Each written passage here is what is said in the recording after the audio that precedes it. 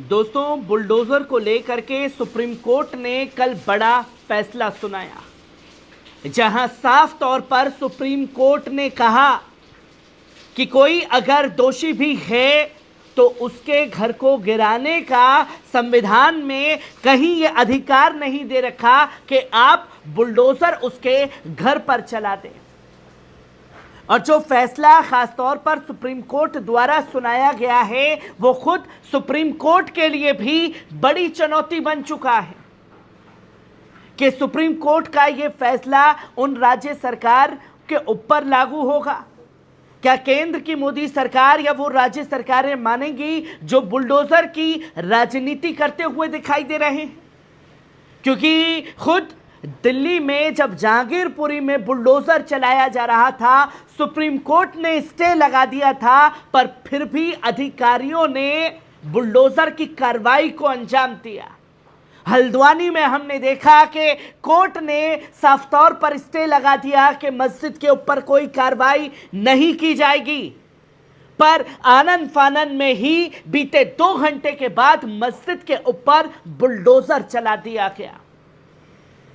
और बुलडोजर को लेकर के कि क्या उन पीड़ित लोगों को इंसाफ मिलेगा जिन लोगों के ऊपर अत्याचार बुलडोजर के नाम पर किया गया है, और पीड़ित परिवार किस तरीके से सुप्रीम कोर्ट के फैसले को देख रहे हैं, ये चीजें भी लोगों को जानना समझना जरूरी है। जहां सुप्रीम कोर्ट ने कई याचिकाओं पर सुनवाई करते हुए 2 टुक में कहा कि किसी का भी बुलडोजर के जरिए घर नहीं तोड़ा जा सकता।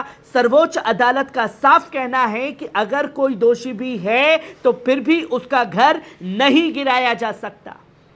अब इस मामले में अदालत ने देशव्यापी गाइडलाइन बनाने की बात कर दी है। कोर्ट का मानना है कि अवैध निर्माण के खिलाफ नहीं है, लेकिन ऐसे तोड़फोड़ नहीं की जा सकती, नियमों का पालन होना जरूरी है। जो तस्वीर लोगों के सामने आई, और ऐसे में ही बुलडोजर की कार्रवाई से पीड़ित जहांगीरपुरी के गुप्ता जूस कॉर्नर के मालिक ने भी साफ तौर पर उस टाइम अपने कागज दिखाते हुए यह कहा था कि मेरी दुकान अवैध नहीं है साहब, मेरी दुकान पर आप बुलडोजर ना चलाएं, सुप्रीम कोर्ट ने स्टे लगा दिया है। पर अधिकारियों ने यह कहते हुए बुलडोज कर दिया जहांगीरपुरी को कि हमारे पास कोई नोटिस लिखित में नहीं आया है। लिखित में नोटिस आने तक तब तक जहांगीरपुरी को उजाड़ने की कोशिश की गई।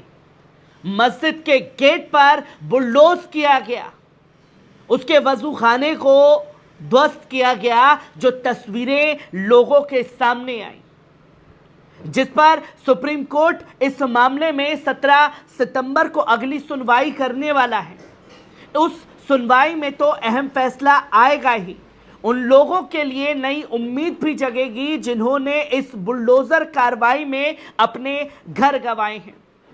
इस लिस्ट में गुप्ता जूस कॉर्नर वाला भी आता है, जिसकी दुकान जहांगीरपुरी में गिरा दी गई। यह घटना 2022 की है, जब जहांगीरपुरी हिंसा के बाद एनडीएमसीए ने बुलडोजर कार्रवाई की गई थी। कहा था कि अवैध निर्माण के खिलाफ एक्शन हो रहा है, लेकिन गणेश गुप्ता का कहना रहा कि उसके पास तो दुकान के सारे कागज मौजूद थे। बाद में सुप्रीम कोर्ट ने भी उस एक्शन पर रोक लगा दी थी, लेकिन फिर भी एनसीडी ने नहीं रुकी। उसने तर्क दिया था कि जब तक आदेश की कॉपी नहीं आ जाती, बुलडोजर नहीं रुकने वाला।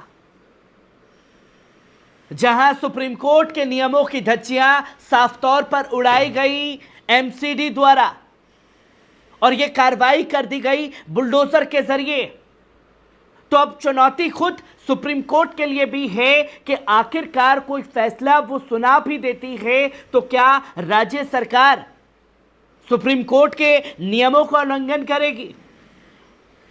क्योंकि देश में कई ऐसे फैसले हुए जो सुप्रीम कोर्ट ने केंद्र सरकार के खिलाफ दिए, पर केंद्र सरकार ने फिर दोबारा वही काम किया जो उसे करना चाहिए था।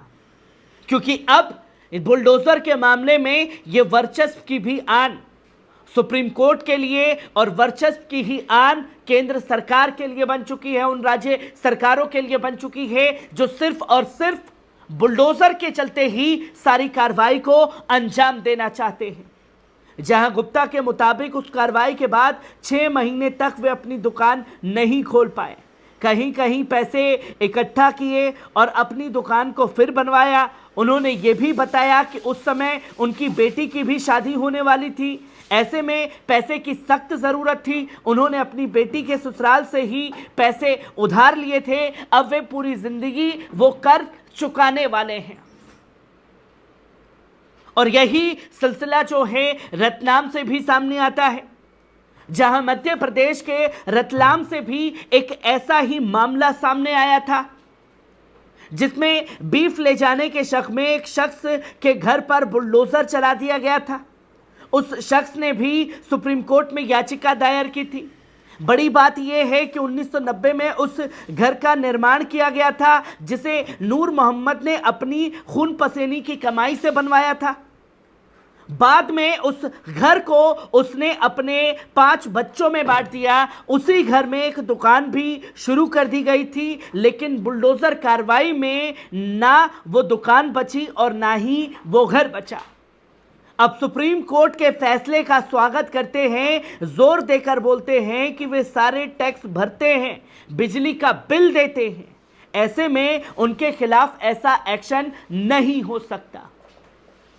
जहां वो ये बताते हैं कि अब इन सभी याचिकाओं को सुप्रीम कोर्ट से आखिरी उम्मीद है।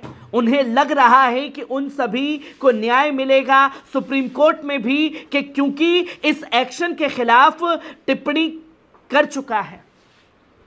ऐसा माना जा रहा है कि कोई बड़ा फैसला आ सकता है, जिसमें उन लोगों के ऊपर कार्रवाई की जाएगी, या जिन घरों पर बुलडोजर चला दिया है या जिन दुकानों के ऊपर बुलडोजर चलाया है, उनके घर को बनवाने का आदेश, उनकी दुकानों को बनाने का आदेश सुप्रीम कोर्ट के जरिए दिया जाएगा।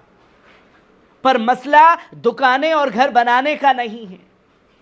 सवाल यह खड़ा होता है कि जिन अधिकारियों ने, जिन सरकारों ने और जिन सरकारों के मंत्रियों ने, नेताओं ने बुलडोजर कार्रवाई को चरम सीमा पर पहुंचाया है, वो सबसे ज्यादा क्या उनके ऊपर कार्रवाई करेंगे? क्या सुप्रीम कोर्ट उन लोगों को जेल की सलाखों के पीछे भेजने का काम करेगा जो इस तरीके से कार्रवाई किसी के भी घर को उजाड़ने में करते हैं? और ये फैसला खुद सुप्रीम कोर्ट के लिए एक बड़ी चुनौती बन चुका है।